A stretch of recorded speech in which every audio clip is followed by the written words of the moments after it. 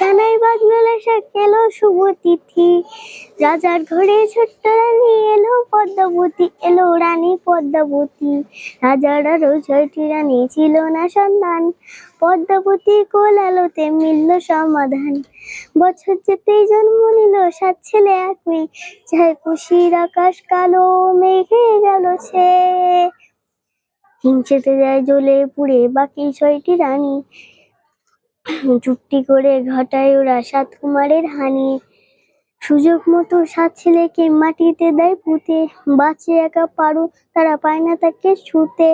দাইমা বাজায় সেই মেয়েকে বড় করে তোলে, 7 ভাইকে পায় যে পারো 7টি চাপা ফুলে।